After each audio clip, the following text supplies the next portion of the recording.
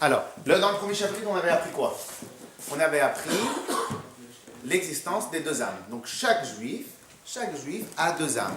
Une âme divine et une âme animale.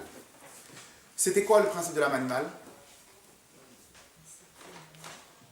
C'est qu'elle avait été fabriquée à travers Klipat Noga. Elle avait été fabriquée à travers les éléments de la matière Klipat Noga. C'était quoi la matière Klipat Noga? C'était une matière de Klipa, pas de Gdusha. Donc on a expliqué longuement c'était quoi la Gdusha. Alors on avait dit, pour rappeler du dessin, on avait dit que tout ici c'est la Gdusha, c'est la sainteté. Autour de la sainteté, il y a une première couche qui va s'appeler l'écorce lumineuse. L'écorce lumineuse. Pourquoi l'écorce lumineuse? Pourquoi on appelle ça l'écorce lumineuse? Eh, vous n'êtes pas en forme aujourd'hui ou quoi? C'est les vacances. Alors pourquoi on appelle ça l'écorce lumineuse? Parce qu'elle peut devenir lumineuse. Donc normalement une écorce, c'est là pour rendre opaque, pour protéger. Alors rappelez-vous, je vous avais donné l'exemple d'une orange. J'ai l'impression que l'orange c'est un très bon exemple. Pourquoi? Parce que dans l'orange, nous avons aussi quelque part, nous avons les 4 couches. Pourquoi? Dans une orange, donc ça c'est le fruit. Ici on a quoi? On a la première couche blanche là. Après on a une épaisse couche. On est d'accord? En vérité, l'épaisse couche, elle a la partie extérieure de la couche, c'est qui prend tous les trucs de l'extérieur, tous les pesticides. On a la partie intérieure, celle qui est collée, qui est celle qui va vers le fruit, et donc celle-là, elle est un peu plus propre, quoi. Elle est propre. Et on a toute l'épaisseur elle-même de la couche. Donc au final, on a l'extérieur, l'extrême extérieur, l'intérieur et la matière elle-même. Donc on a aussi quelque part 3 couches. Mais ces 3 couches-là, on ne peut pas les manger, ils sont immangeables. La peau blanche, si j'ai envie d'avoir un fruit super top, ben j'enlève même la peau blanche. Mais qui enlève la peau blanche dans l'orange? Il faut être un peu... Alors il y en a un peu des maniaques qui vont l'enlever, ah non, je veux... Et sinon on casse devant tout le monde, on a envie de prendre le fruit. On prend les... Pourquoi? Parce qu'elle est comestible. Est-ce que maintenant si tu prends que la peau blanche, c'est pas comestible. Mais si maintenant tu prends la peau blanche accompagnée du reste, ça va, ça passe. Donc on a ces 4 couches là. Donc on a l'écorce lumineuse. Pourquoi on avait dit l'écorce lumineuse? Parce que la viande provient de la vache, de la viande de bœuf, provient de cette écorce lumineuse. Je peux la transformer en kedusha. Mais de la viande pas cachère, elle provient d'où? Elle provient des 3 autres couches. 1, 2 et 3. Alors ces 3 couches là par contre, elles vont s'appeler en hébreu shalosh, klipot, Atéméot. Alors comme on va avancer bien dans le Tanya, donc c'est pas grave si on refait un peu de la révision. Donc les 3 écorces impures. Alors elles par contre, elles ne sont pas du tout lumineuses, rien du tout. Donc c'est quoi les écorces impures? Ben, c'est tout ce qui est contre la volonté d'Hachem. Le lachon hara, faire des avérotes, faire des choses mal, etc. etc. Okay? Donc, quelque part, tout ce qui n'est pas cachère tire sa vitalité de ces 3 niveaux-là. On est d'accord? Donc, je répète. La Kedusha, c'est tout ce qui est mitzvot et tout ce qui est ce que Dieu y veut. Ça, c'est la Kedusha. Ensuite, on a un intermédiaire, alors on va l'appeler neutre, mais en vérité, ce n'est pas vraiment neutre. On avait expliqué que ça n'existe pas le neutre. On a le niveau intermédiaire qui est tout ce qui est ni bien ni mal. Donc, acheter de la viande de bœuf, ça va, c'est ni bien, ni mauvais, ni rien du tout. Si maintenant tu l'utilises pour une seudat mitzvah pour Shabbat, on avait dit à combien c'était extraordinaire de pouvoir utiliser de la viande pour le Shabbat. Rappelez-vous qu'est-ce qu'on avait dit? Ça, c'était comparé à quoi? Au sacrifice. Clair? Ensuite, donc, de la viande de bœuf, ça provient de la klipat noga, de l'écorce intermédiaire. Cette écorce intermédiaire, comme elle n'est pas mauvaise, elle peut être transformée dans la Gdusha. On a les trois autres que elles ne peuvent pas être transformées dans la Gdusha. Et ça, c'est ce qu'on avait étudié dans le dernier chapitre, que si maintenant je mange de la viande pas cachère, et pour étudier la Torah, qu'est-ce qu'on avait dit? C'est intransformable. Vous ne pouvez pas la réaliser. Clair? C'est clair le principe? Très bien. Ah, on est arrivé? Le nefesh. Alors, nous avons les deux âmes. On est en train de faire une bonne petite révision. Nous avons, dans le premier chapitre, dans le Perek Aleph, ok? Dans le Perek Aleph, on a appris que nous avons deux âmes. Oui ou non? On avait appris dans le premier Perek qu'on avait deux âmes, et surtout, que l'âme animale, elle provient d'où? De Klipat Noga. L'écorce Klipat Noga. On est d'accord? C'est ce qu'on a étudié dans le premier chapitre. Comme la matière elle-même, elle est mauvaise, on en a parlé plusieurs fois, je mange que du cholestérol, je mange que du gras, mon corps il devient gras. Peu importe si je deviens gros, c'est pas gras, c'est pas gros. Je vais faire des analyses, je vais sortir avec du cholestérol. On est d'accord?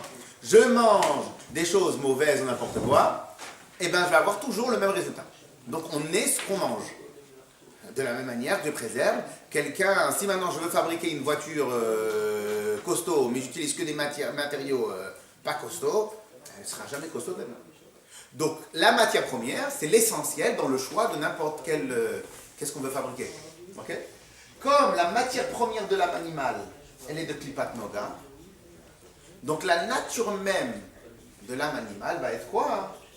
Va être colérique. Tout ce qui, les quatre éléments qui sont l'eau, c'est pour le plaisir dans les matières, dans le matériel. Le feu, les quatre éléments dans lesquels on est tous fabriqués, ça va être la colère, l'orgueil, la terre, ça va être la tristesse, la lourdeur. Ensuite, nous avons l'élément vent, qui va être pour tout ce qui est ré. Ok? Très bien. Donc ça, c'est ce qu'on a étudié dans le premier pérec. Dans le deuxième pérec, on a étudié quoi? L'âme divine. Oui ou non? L'âme divine, comme son nom l'indique, c'est tout ce qui est attrait avec Akadosh Baruch. Moi, j'aime bien comparer le principe de l'âme du juif, de l'âme divine, comme un enfant avec ses parents. Ça n'existe pas un enfant qui veut faire du mal à ses parents.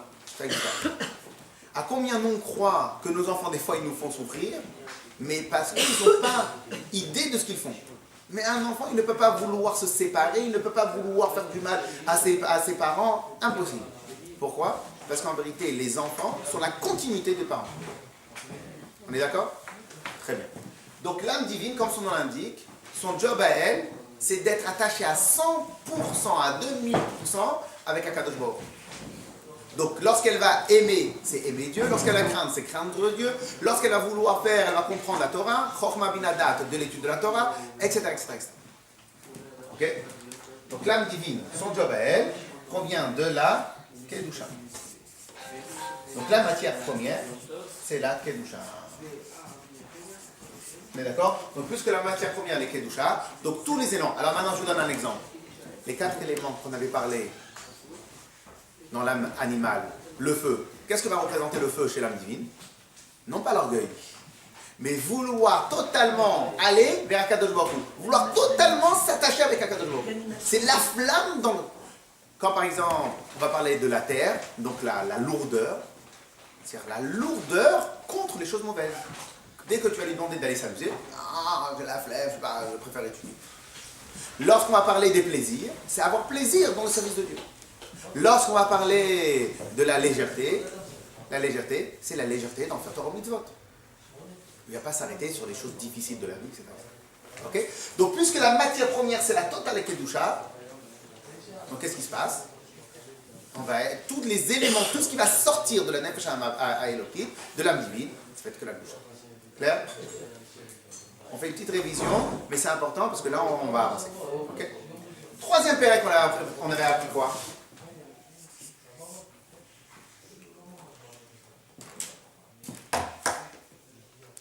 Mais le pire, c'est que vous allez voir que vous allez tous vous rappeler. Et ça serait bien qu'on note. Bien. Troisième pérec, on avait appris quoi? Tout démarre de... Vous vous rappelez ou pas? C'est la tête qui dirige. Le troisième pérec, c'est un pérec très important même pour la vie, pour tout. Vous vous rappelez pas, on avait parlé de la peur, on avait parlé de ça, on avait parlé de tout ça. Donc, on avait bien expliqué que dans l'humain, Dieu il a fait en sorte que la tête soit en haut, le cœur en bas. Chez l'humain, il n'existe pas un sentiment que la tête n'est pas fabriquée.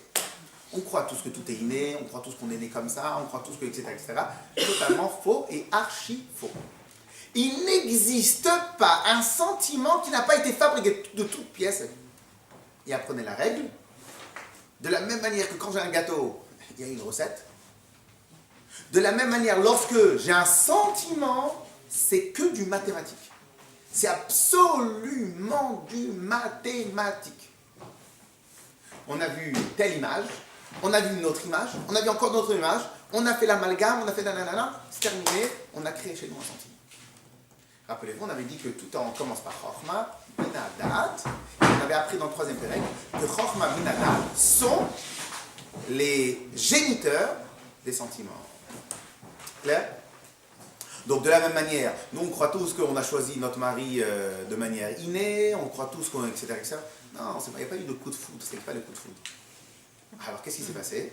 Étant donné que quand on était petit, on a vu plein d'images, on a commencé à se former une image dans notre tête concernant le physique, concernant le moral, concernant les midotes, concernant qu'est-ce que nous on pense que serait bien. Lorsque comme par hasard quelqu'un il arrivait et il rentrait dans l'image, c'est pour moi. Mais au final, en vérité, nous on croit que c'est né, c'est bien pas. La preuve, c'est qu'on peut tomber sur quelqu'un très bien, mais des fois on ne regarde même pas. Pourquoi? Parce qu'à l'intérieur de ma tête, je n'ai pas fabriqué cette image-là. Et ainsi de suite, pour tout. Lorsque j'aime un métier, lorsque j'aime un autre métier, alors bien évidemment, il y a une certaine nature qui va faire tendre notre réflexion vers tel ou tel domaine. Mais le Rambam me dit, il y a des choses que la nature de l'homme, elle les fabrique tout seul. Il y a des choses que la nature de l'homme va les acquérir au fil de temps. Mais elle va acquérir quoi? Pas des choses qui sont totalement en dehors de sa nature. Quelqu'un qui est jovial, il va plus aller vers la Havat Israël. Quelqu'un qui est taciturne, il va plus aller vers étudier la Torah, autre chose. Quelqu'un où peut-être il va être sophère. Moi, vous me mettez sophère, moi, je casse un. Ok, donc après, tout va dépendre de la nature. Mais, il n'existe pas un sentiment. Ça, c'était le principe du Perek Gimel. Le principe du Perek Gimel, c'est qu'à l'intérieur de l'âme divine, nous avons Chochma, Bina, Da'at, Chesed, Gvura, Tiferet, Netzach, Od, Yesod, Malchut. On avait les 3 premières sont l'intellect, les 7 autres sont les caractères, et le caractère est fabriqué à travers l'intellect. Ok? Donc chapitre 3, c'est quoi? Toutes. Alors, les midotes, je pense qu'aujourd'hui tout le monde comprend les midotes. Midotes, sentiments. Il n'existe pas un sentiment. Tous les sentiments sont fabriqués de toutes pièces par Chochma, Bina et Da'at. Clair? Clair au principe? Très bien. Perek Dalet. On a appris quoi? Ah, c'est bien de faire la révision alors. Perek Dalet, on a appris quoi? Rappelez-vous du titre que j'avais donné à l'époque. Qu'est-ce qui est plus important, l'âme ou le corps? On avait répondu quoi? Le corps. Pourquoi? Parce que c'est grâce au corps qu'on peut faire. Alors, plus précisément, au moment où un homme il met les tefilines, on avait dit quoi? À ce moment-là, il y a Dieu qui s'investit dans son corps.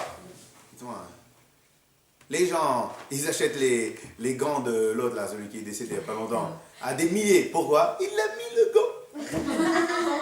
Vous imaginez la force? Il a mis un gant. Ok? Donc, qu'est-ce qui se passe? Alors, les Habdil Elef Al-Fardalot, là, vous imaginez combien on doit payer? Combien on est censé payer pour avoir une mitzvah? On est censé payer des milliards. Déjà, tu dépenses une fortune pour un gant. Maintenant, pour avoir le mérite de faire une mitzvah, on est censé payer combien? Des milliards. Pourquoi? Moi, je suis une mitzvah. Je suis habillé, non pas l'autre là, le danseur. On est habillé par Dieu, birvodo ve'atzmo. Donc, qu'est-ce qui est le plus important? Le corps ou la neshama? Le problème de la neshama, c'est que la neshama sans le corps, elle ne peut rien faire. Les mitzvot, les âmes dans le Gan Eden, fini. Elles ne peuvent plus faire les mitzvot. Donc elles n'ont plus la capacité de totalement être habillées, d'être transportées, de véhiculer Dieu. On est d'accord? Donc dans le chapitre 4, on avait parlé de l'importance de l'action des mitzvot. Clair? Donc, et de l'action des mitzvot, et par conséquent, le corps. Que le corps, à travers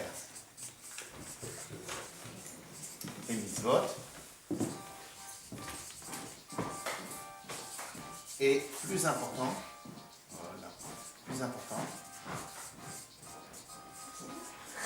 que l'âme. On est d'accord? On est d'accord ou pas? Perek He, on avait appris quoi? Je crois que je vais vous faire une interro, surprise la semaine prochaine. Magnifique. Perek He, on a appris quoi? Madame Attali. J'étais absente. C'était trop fort là. Un classique là. Alors, mais c'est pas grave, parce que ces notions-là sont importantes, même si on doit les répéter plusieurs fois, jusqu'à qu'on les comprenne, qu'on les maîtrise, parce que c'est très important. Perek, on avait fait quoi? Donc, quel est l'avantage des mitzvot? C'est que les mitzvot s'habillent dans mon corps, on est d'accord? Mais les tefilin, ils restent quand même extérieurs à mon corps ou pas? Ah, madame Ali, vous allez vous rappeler. Les tefilin, ils restent extérieurs à mon corps. Lorsque je fais la mitzvah d'allumer les bougies de Shabbat, il y a Dieu qui s'habille à ce moment-là. Mais quand même, les bougies restent extérieures à moi. Une fois que je termine la mitzvah, c'est fini. Quel est le seul élément, la seule manière de faire un total avec quelque chose?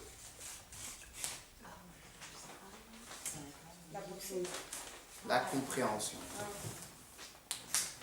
Vous vous rappelez ou pas?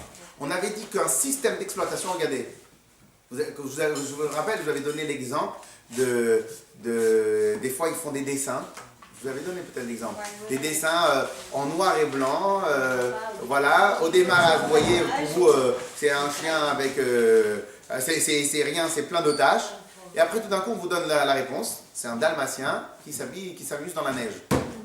Et tout d'un coup, paf, vous avez la vision et vous voyez que c'est vraiment ça. C'est un dalmatien qui est habillé dans la neige, qui s'amuse dans la neige. Maintenant, ce qui est marrant, vous savez c'est quoi ce qui est marrant? C'est que après, vous n'avez pas la possibilité d'enlever cette vision-là de Dieu. Pourquoi? Une fois, Dieu il a fait en sorte. Alors j'avais fait tout un cours une fois sur la manière comment l'homme, il a l'apprentissage de l'homme. Donc pour un attachement on en fera un.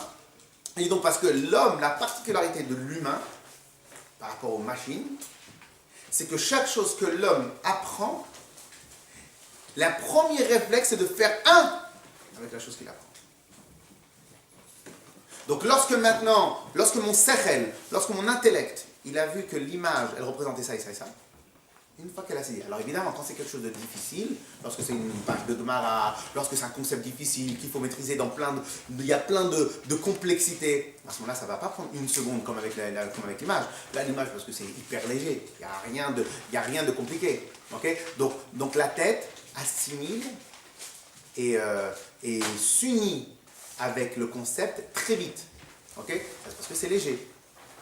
Lorsque nous parlons de quelque chose de plus compliqué, en fin de compte, j'ai besoin de plus de temps. Mais le principe, c'est le même. Le réflexe et le principe, c'est le même. Dès lors que quelqu'un comprend à 100% quelque chose, c'est fini. Il fait un avec la chose. Donc, chapitre 5, c'est quoi? C'est la plus grande unité qu'on peut avoir avec Hachem. C'est dans l'étude de la Torah. dans comprendre la Torah. À ce moment-là, Dieu il n'est plus extérieur à moi-même, il fait un avec moi-même, tout le temps, même quand on dort. C'est pour cela que lorsqu'on voit un rave, on se lève, mais il n'est pas en train d'étudier.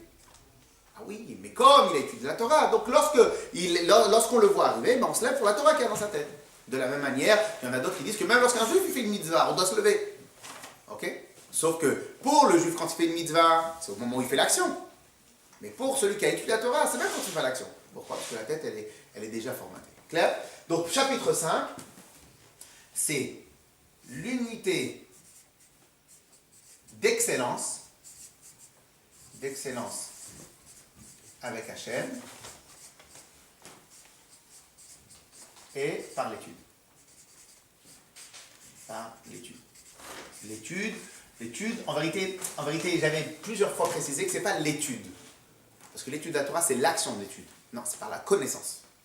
C'est le résultat. Moi, je peux passer, et comme je vous avais dit, on peut passer des heures et des heures à étudier tous les jours une autre date de Gemara, mais jamais aucun moment, j'ai maîtrisé vraiment le sujet du début jusqu'à la fin.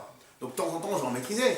Mais le but, il est de maîtriser. Parce qu'au moment où vous maîtrisez, c'est comme l'histoire avec le Dalmatien, c'est que vous avez fait un avec le principe. Mais en tout cas, lorsqu'on fait un avec le principe, comme Dieu et la Torah, c'est un. Donc, clair? C'est bon pas? Chapitre 6, on avait étudié quoi? Chapitre 6, on avait étudié. Alors, en réalité, ça, on l'avait déjà su un peu avant, un peu après, parce qu'à chaque fois, j'en parlais. Le chapitre 6, c'est quoi? C'est une règle, mais pourtant, c'est une règle très, très, très, très importante. Chapitre 6, c'est quoi? Zé, les umat, Zé, Asa, Elohim. Ça veut dire quoi? Alors ça c'est un principe qui est dur à accepter, mais que c'est émet. C'est que tout ce qu'il y a dans la Kedusha, il y a dans la Klippa. Tout ce qu'il y a dans la Klippa, il y a dans la Kedusha. Quelqu'un peut être de nature bonne dans la Torah, et on peut trouver le même concept, absolument le même concept, dans le mal. On peut trouver quelqu'un de bon, les Shem Shamaim, on peut trouver quelqu'un de bon pour lui. On peut trouver quelqu'un de dur dans le mal, et quelqu'un de dur dans le bien. On peut trouver quelqu'un qui est léger dans le mal, il va être léger aussi dans le temps. Dieu a créé le monde en miroir. Donc ça, c'est le principe. Et donc, on avait parlé plusieurs fois que quelqu'un, il pouvait être extrêmement gentil, mais dès lors que c'est que pour lui qui fait la chose, ça devient de la clipa totale. Quelle est la raison pourquoi Dieu il a fait ce parallèle total? Alors, donc, tout ce qu'il y a dans la Kedusha,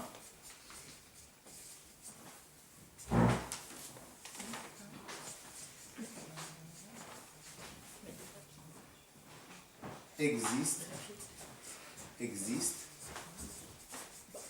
dans la Klippa.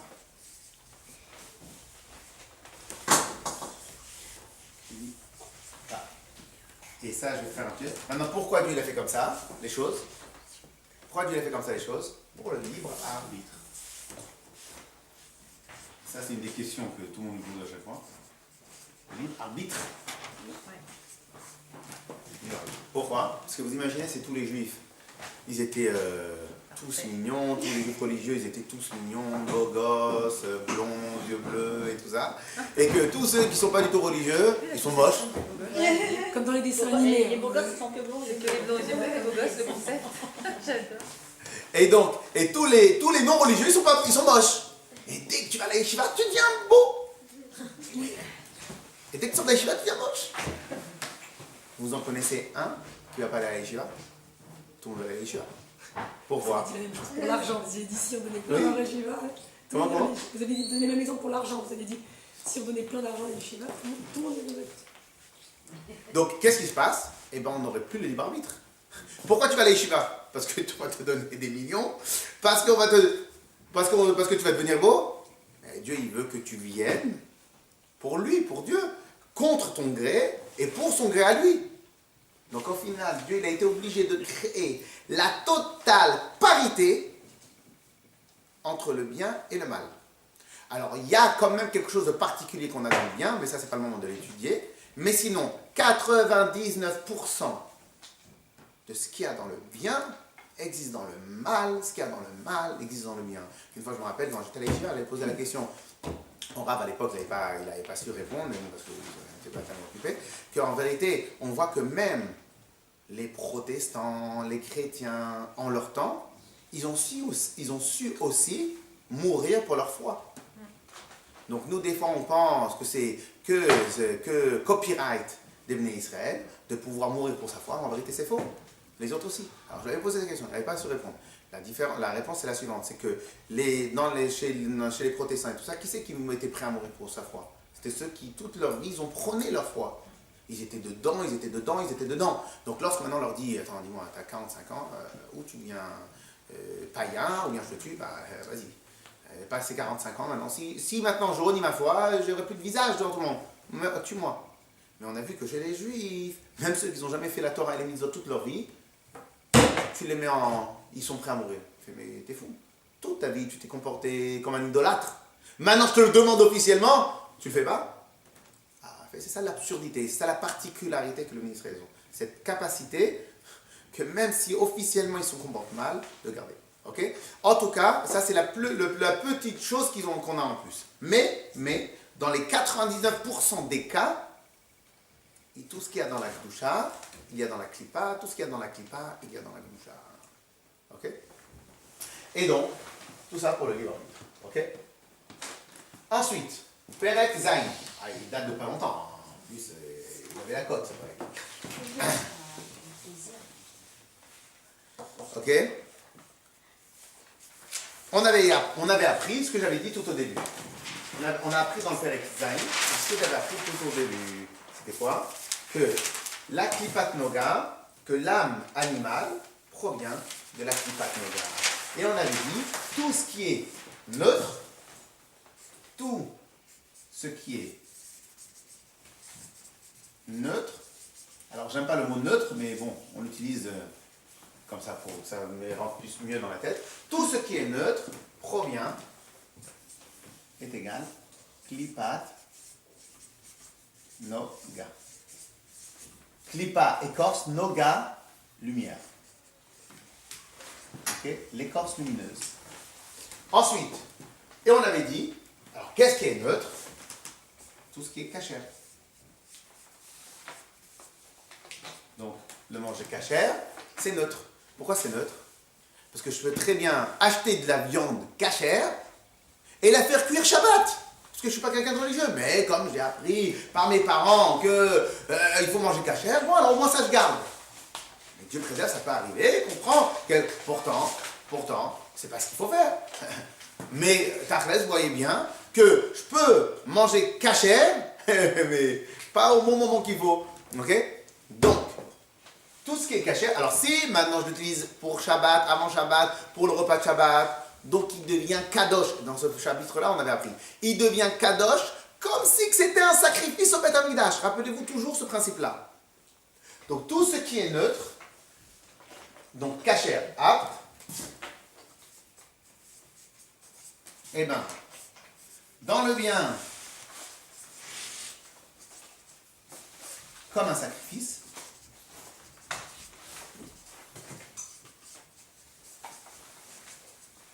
et dans le mal,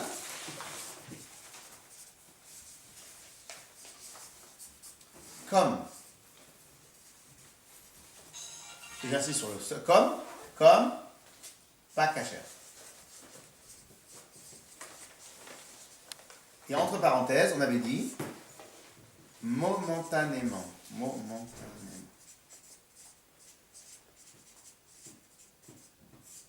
Clair? Pourquoi on avait dit momentanément? Quelqu'un peut me rappeler pourquoi on avait dit momentanément? Alors j'avais dit Apé Sha'asar ou Apé She'itir. Celui qui interdit a la capacité de permettre. celui ici, comme c'est cachère, c'est apte. Donc quand je l'utilise dans le mal, c'est moi qui l'ai rendu pas cachère. Donc si je fais tchouva, je peux le rendre cachère. Donc dans le chapitre 7, on avait appris que tout ce qui est neutre, donc provient de Klipat Noga. Et c'est quoi le principe de Klipat Noga? C'est que si je l'utilise dans le bien, je sors la lumière de l'écorce et je transforme totalement en lumière. Si je l'utilise dans le mal, il ne devient pas cachère. Ça, c'est pour le Père Ezaï. Par contre, Père Ekret, on a appris quoi hein? On a appris quoi? Que tout ce qui est pas cachère, ben ça, c'est ce qu'on appelle assour. C'est quoi assour? C'est complètement attaché entre les mains, dans l'attachement des shalosh klipot atmeot, des 3 niveaux d'impureté. Donc on avait dit, ce qui est interdit provient de 3 niveaux d'impureté. Et donc, les 3 niveaux d'impureté, qu'est-ce qu'on va en avoir? Eh bien, il faudra faire une tchouva, teshuva énorme, comme lorsque Mashiach va venir, énorme, pour s'en défaire. Pourquoi?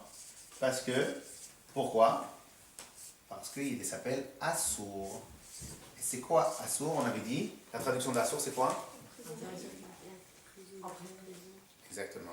Donc, comme ils sont emprisonnés entre les mains, elles leur appartiennent. Donc, on peut rien faire. Lorsque Mashiach va venir, qu'il n'y en aura plus, donc tout va être, entre guillemets, permis. Mais là, on ne peut pas. Pourquoi? Parce qu'aujourd'hui, là, tout c'est Assour. Emprisonné.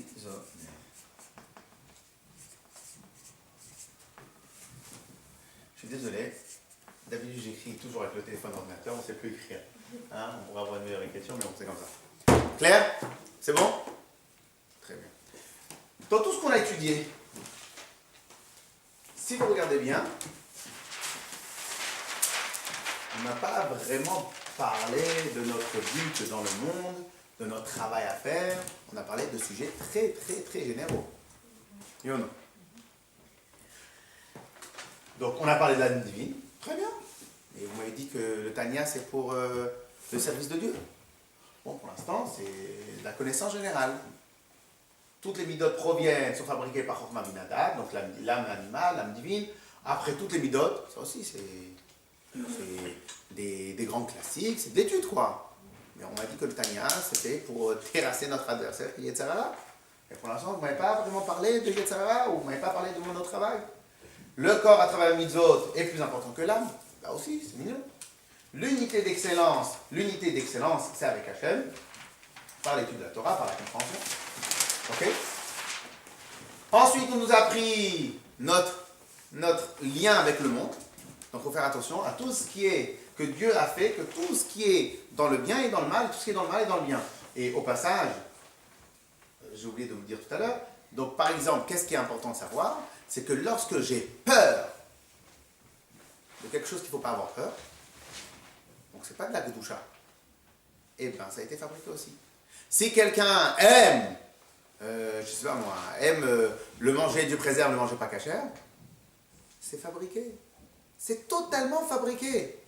Si maintenant quelqu'un, il a peur de, je sais pas moi, des choses qu'il ne faut pas avoir peur, on doit avoir peur que de Dieu, c'est fabriqué de toutes pièces, il n'y a rien d'inné. De la même manière, lorsque je veux aimer Hachem comme il faudrait, donc il faut que je le fabrique à l'intérieur de moi. Donc c'est vrai qu'on a un amour naturel, mais il faut que je le fabrique. Et bien de la même manière, lorsque je veux craindre Dieu, et ben on voudrait bien nous tous naître avec une crainte d'Hachem très très fort, et qu'à ce moment-là on est tous des tzadikim, on voudrait bien. Tachles, Dieu il n'a pas fait comme ça. Dieu il veut qu'on travaille sur soi-même. Donc ça aussi il faut le fabriquer de toutes pièces. À travers Chokhmah, Bina, Dat, fabriquer de toutes pièces. Ben, de la même manière, tous nos sentiments matériels, naturels, sont fabriqués de toutes pièces. Quelqu'un qui est fainéant, fabriqué de toutes pièces. Quelqu'un qui est travailleur, fabriqué de toutes pièces. Quelqu'un qui va aimer s'amuser, fabriqué de toutes pièces. Quelqu'un de toutes pièces. De toute façon, pour les mamans qui ont un peu des enfants un peu plus âgés, ben, vous pouvez le voir. Vous avez un enfant que dès qu'il est petit, il va se concentrer sur une manière de vivre. Et donc, il va se fabriquer sa mémoire sélective, va se fabriquer sa vision à lui, il va se prendre ses habitudes qui vont après le driver. Et un autre, il va se comporter d'une autre manière. Pourquoi? Alors, parce que depuis qu'ils sont petits, ils ont à trouver les arguments. Quel est le but de tout ce que j'ai dit? C'est que si demain j'ai envie de m'enlever, si j'ai envie de m'enlever ces mauvaises habitudes, il faut que je change les arguments. Oui, c'est possible. Hein? Mais c'est possible. C'est possible. Ah oui, madame, ça me touche. Au moins pour une fois qu'on peut dire, voilà, ça touche les psychologues. Ok? Donc ça, c'est le travail. Donc, qu'est-ce que va venir et votre ami ou n'importe quoi quand ils font des campagnes entre les présidents? Qu'est-ce qu'ils cherchent à faire?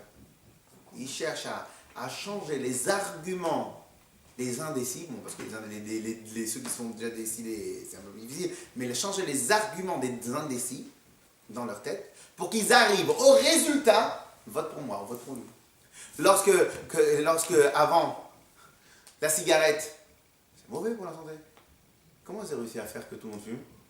Ils ont fait des plans de marketing à millions d'euros, à l'époque, des millions de francs, et des millions, et des millions, et des millions, pour que les hommes ils pensent que c'est classe de fumer, et après les femmes, par ricochet, comme c'est une truc de société, donc aussi elles ont mis à fumer. Et la preuve, aujourd'hui, ils ont restreint toutes les publicités, plus personne ne fume. Pourtant, tout le monde fumait avant. C'est ça. Lorsqu'ils font entrer dans l'image de la tête que c'est bon pour fumer, tout le monde fume. Lorsqu'on t'enlève l'image de la tête, c'est pour ça qu'il faut faire toujours attention. Je ne sais pas ce que j'avais dit, il y a une fois, j'écoute rarement la radio. Une fois, je dis, bon, c'est longtemps qu'on n'a pas entendu, on a mis les informations. Mais au bout d'un quart d'heure, vous pouvez vous suicider. On peut se suicider. Et la crise, et le truc, et le chose, et le truc. Mais à la fin, je sais même pas, 5-10 minutes maximum. Éteins direct. Je peux plus. Je vais pas pouvoir vivre ça aujourd'hui. Mais non, mais c'est important. Mais pourtant, pendant la période de crise, il y en a qui réussissent à prospérer. Et pendant la période de crise, il y en a, mais même pendant la période de non-crise, il y en a qui prospéraient, il y en a qui ne prospéraient pas. Mais si maintenant tu te rends dans ta tête à toi que c'est une période de crise où tu ne peux rien faire, quels vont être les résultats qui vont être amenés? Tu ne vas rien faire. Okay. Et particulièrement nous les Bnei Israël qu'on sait qu'on dépend de rien du tout, on dépend directement d'Akadosh Baruch Hu. Donc à plus forte raison qu'il ne faut pas commencer à incurgiter des mauvaises informations. En incurgitant des mauvaises informations, on va avoir à donner erroné, résultats erronés. Donc si maintenant je vais avoir des résultats bons, il faut que j'incurgite les données bonnes. Ok? Mais ce principe-là, c'est un principe universel, cosmique, clair et net, mathématique. Non mais c'est important de le savoir, parce que même pour nos enfants, même pour nos maris, même pour nos amis, même pour n'importe qui, lorsqu'on voit que quelqu'un est à un blocage, qu'est-ce qu'il faut faire? Il faut essayer de lui trouver l'image ou l'argument qui va lui faire se concentrer sur une autre partie de la photo, une autre partie du chose, et à ce moment-là, on va pouvoir l'aider. Mais en fin de compte, tout, absolument tout, n'est qu'une histoire d'arguments psychologiques. De toute façon, on dit ça, psychologique ou psychique. Ça marche dans les deux. Hein? Ok? Clair. Ça, c'est le principe. Ensuite, donc ça, on a dit. Donc, on a dit ça, c'est Zelomatzas Elokim, pour nous apprendre. Donc, on avait dit, a priori, tout ça, on n'a pas encore vraiment étudié notre travail dans le monde. Ok? Eh bien, en vérité, je vous l'avais dit tout au début du Tanya, c'est que les 12 premiers chapitres vont surtout nous apprendre à décortiquer l'outil humain. Ça sert à comprendre déjà comment on fonctionne, qui on est, pour L'outil. pouvoir avancer. L'outil. Il y a quelqu'un que, bon, Hachem, j'ai découvert encore mieux sa chorma, et que c'est un gars, même quand il travaille n'importe quelle chose, il essaye absolument de comprendre tous les tenants et aboutissants. Donc pour l'instant, il n'arrive pas à en sortir un vrai salaire de sa manière à lui de travailler. C'est sûr que ça va donner des résultats. Mais, alors, qu'est-ce qui fait il arrive à mieux se dépatouiller de situations que d'autres n'auraient pas réussi? Parce que lui, il essaye de comprendre telle matière, ça donne quoi? Telle chose, ça fait quoi? Etc. etc. Lorsqu'il comprend la nature même de l'élément, ou la nature même de ce qui se passe, ben, il va réussir à mieux profiter de ce qui se passe.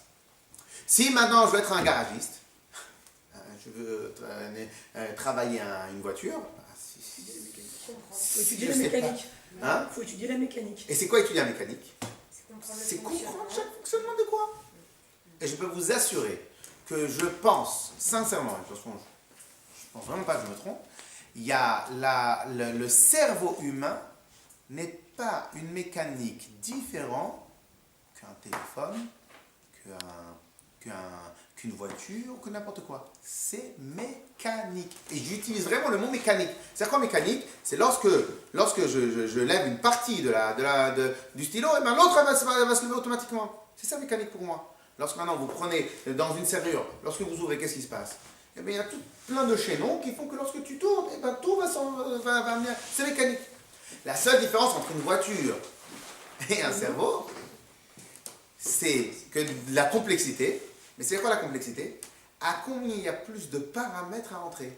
Déjà dans les téléphones qui sont très high-tech, c'est quoi high-tech? C'est quand dans n'importe quelle virgule du téléphone, il y a des lignes et des lignes et des lignes et des lignes et des lignes de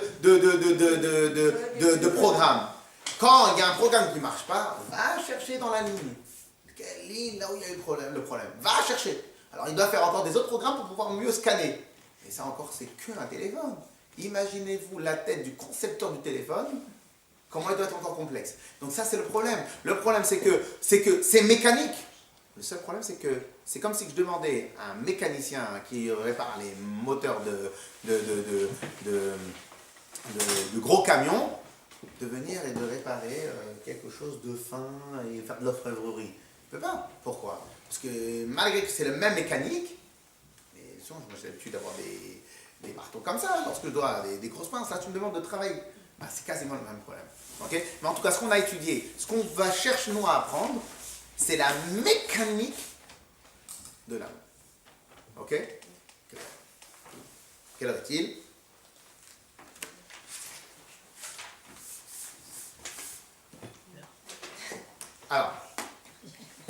Alors, je ne sais pas si ça vaut le coup de commencer le chapitre maintenant, parce que c'est dommage, mais on va faire une petite révision. Hein? C'est froid, non? Dites-moi, vous n'avez pas parlé de réchauffement de la planète? C'est pas tout de suite. C'est pas réchauffement. Non, refroidissement. C'est extraordinaire ce temps-là. Je sais plus quoi penser de ce temps-là. Et ce qui est bien, c'est que ça oblige tout le monde à s'habiller de sa noix. Ça lui fait. C'est sûr qu'on a moins de problèmes que s'il faisait 30 degrés. Hein. Mais c'est dingue, hein? C'est quand même vrai. Allez, on y va. Alors, quelqu'un peut me rappeler, c'est quoi ce dessin? Nathalie. C'est les couches. Ah, exact. Alors, combien on a de couches? Combien on a de parties? On a les trois tripotes. Donc ça, c'est une partie. Ensuite, Après, il y a la doucha. ça, c'est la partie intérieure. Et là, qu'est-ce qui se passe? Il y a l'écorce lumineuse. Quelle est la différence entre ces trois-là et l'écorce lumineuse? Ils sont plus à l'extérieur. Ce qui provient de la clipate novaire, on ne peut pas la remettre au chat. Et ce qui est clipate C'est comme novaire, j'ai une écorce qui est aussi lumineuse, donc je peux la transformer en lumière. Comme je peux la transformer en écorce. Parce que c'est absurde. Oui. Une écorce lumineuse. C'est des deux C'est côtés. absurde. C'est paradoxal, c'est contraire. Pourquoi? Parce que dans l'écorce lumineuse, je peux la transformer totalement en lumière, ou comme je peux la transformer totalement en écorce. Ok? Donc il faut garder toujours ça en tête. Donc, et ça, c'est quelque chose qui va être... Donc, lorsque j'offre un cadeau à quelqu'un, je peux l'offrir pour son bien à lui, ou je peux l'offrir pour mon bien à moi. Pourtant, c'est la même action. Donc, on en avait parlé beaucoup de fois. Ça, on a commencé avec ça. Ensuite, premier chapitre, on a appris quoi, Madame Alali? qu'il existe deux âmes. Chaque juif possède deux âmes. Vous le voulez ou vous ne le voulez pas. Ok? Possède deux âmes. Sauf que les deux âmes, il y en a une que sa fonction à elle va être de faire fonctionner le corps. C'est-à-dire que même le plus grand tzaddik des tzaddiks a aussi l'âme animale. Ok? Mais je ne comprends pas, son âme animale à lui, elle va quoi? Elle va lui dire, s'il te plaît, dors le matin? Non. Lui, il a transformé cette âme animale pour que même l'âme animale va vouloir faire les mitzvot, mais une des fonctions premières de l'âme animale, c'est de faire vivre le corps, de bouger le corps, d'animer le corps. Alors la différence entre moi et le tzaddik, c'est que moi, j'ai peut-être des fois envie de choses pas bien, alors que le tzaddik, lui, ça n'existe pas. Donc même son animal, il vient et lui dit, va te vers la tfila. Et nous, les gens normaux, on doit se battre. C'est autre chose. Mais lui, il a un animal. Donc chaque Yehudi, il a deux âmes. Une âme animale, et donc dans le premier chapitre, on a pris âme animale. Notre âme animale, nous, elle provient de Klipat Noga. Donc si elle provient de Klipat Noga, je peux l'amener dans les pires des ténèbres, comme cette même animal-là, je peux l'amener dans le plus grand niveau de Kedusha qui existe. Ok? Très bien. Mais par défaut, elle a des tentations animales. Âme divine, deuxième chapitre, on a appris l'âme divine. Alors, qu'est-ce qu'on a pris comme particularité dans l'âme divine? Son affiliation directe avec Dieu. D'où son nom divin. Son affiliation directe avec Hachem. Ok? Et donc même le juif le plus simple au monde, il a la même puissance de Kedusha que le Rabbi Lubavitch. La même. Il n'y a pas de différence. Ok? Pardon. La même puissance et la même affiliation à Kadosh Baruch Hu.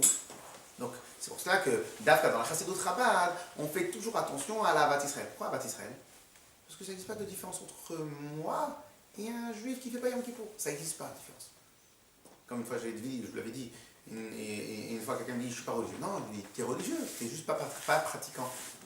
Donc tu es un religieux pas pratiquant. Il y a des religieux pratiquants et des religieux pas pratiquants. Pourquoi? Parce qu'en vérité on est tous les mêmes. Sauf qu'il y en a qui vont avoir une plus grande conscience, donc ils vont faire plus de mitzvot, il y en a qui ont moins de conscience. Ensuite, Gimel. Toutes les midot, tous les sentiments sont fabriqués intégralement par l'enchaînement. Chokhmah, Bina, Da'at. Peut-être un jour on va revenir, quel est le rôle de Chokhmah, quel est le rôle de Bina, on va peut-être le retravailler, mais déjà, et j'espère que j'ai le maître de chacun, au chat de chacune, comme ça je vais peut-être le réécrire, je vais vous l'envoyer pour avoir les choses claires en tête. Dalet, on avait dit que qu'est-ce qui est le plus important? Le corps ou les mitzvot, le corps ou les neshama. Madame Torjman, c'est quoi le plus important? La neshama ou le corps, c'est quoi le plus important? Le corps. Pourquoi? Parce que c'est le corps qui dirige. Parce que c'est le corps. Parce que c'est le corps qui héberge la Non? Le corps qui C'est sert comme Vous avez bien commencé, à la fin c'est... C'est le corps qui agit. qui permet de faire entrer en action l'action.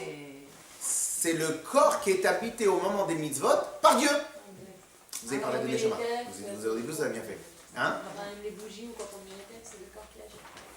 Non mais, C'est oui, mais c'est ici à la ce Nekuda, c'est moment-là, pas qu'il au agit. moment de la La mise Nekuda, en c'est place, qu'au moment où il agit, il est totalement habillé par Dieu.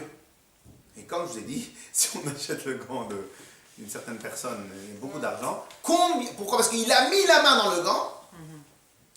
Donc combien coûte un instant de mitzvah? Combien coûte un instant de mitzvah? Des milliards. Okay? Donc qu'est-ce qui est le plus important? Le corps ou la neshama? Au final, la neshama, oui, parce que la neshama est laide. Mais tachlis, qui c'est qui a le plus grand? Parce que le plus grand gain, c'est le corps, parce qu'il va habiter. Ensuite, on a dit, ok, mais toutes les mitzvot sont extérieures à nous. Quelle est la meilleure manière de faire un totalement avec Dieu? C'est par la compréhension ou la maîtrise ou la connaissance de la Torah. Même si je maîtrise un sujet, le principe, il faut qu'il fasse un avec moi. Comme lorsque je regarde une image, je ne peux plus m'enlever de ma tête cette vision, cette compréhension-là, de la manière qu'il faut que je maîtrise jusqu'à ce niveau-là. Ok? Ça, on avait appris Perek Dalet, Perek He. Ensuite, Perek Vav, on avait dit, sachez que tout ce qu'il y a dans la Kedusha, il y a dans la Klippa, tout ce qu'il y a dans la Klippa, il y a dans la Kedusha. Donc cela veut dire que tous les sentiments qui peuvent exister dans la Kedusha, les sentiments de pureté, ces mêmes puretés, c'est même tout ça, on peut les trouver dans le total Klippa. Sauf qu'ils vont avoir un autre motif. Et autre chose qu'on avait aussi appris, c'est que de la même manière que dans la Kedusha, la création des sentiments vis-à-vis de Dieu, ils sont possibles à travers Chokhmah Bina Da'at. De la même manière, tout ce qui existe comme sentiment mauvais ou peu importe, ils sont aussi créés par notre intellect. Et on avait dit que pourquoi maintenant Dieu il a fait en sorte que tout soit en parallèle, c'est pour nous laisser le libre choix. Ok. Ensuite, Perek Zayin, on avait appris, après on est passé à la Klipat Noga, quel est le vrai sens de la Klipat Noga et à quoi elle sert, et les choses Klipat Atmeot. Klipat Noga, tout ce qui provient de l'écorce lumineuse, eh bien, si je le travaille dans la Kedusha, eh ben, il devient Trikadosh. Si je ne le travaille pas dans la Kedusha, eh ben, il devient au même niveau. Et mais à travers une Teshuvah assez simple, assez légère, je peux les transformer directement dans la Kedusha, je peux lui redonner sa vraie valeur. Par contre, on avait dit que dans la Klippa, dans les Shalosh Klippat Atmeot, tout ce qui est interdit, ce qui est interdit, donc tout ce qui fait partie des 365 mitzvot à ne pas faire, tout ce qui est interdit, et une fois qu'on les fait, peu importe la kavana, peu importe l'intention que j'ai, ce ne sera qu'une teshuva énorme qui pourra totalement m'en défaire de tout ça. Ok? Chazak. Alors, Bezrat Hashem, je voulais que je vérifie si j'ai les mails de tout le monde.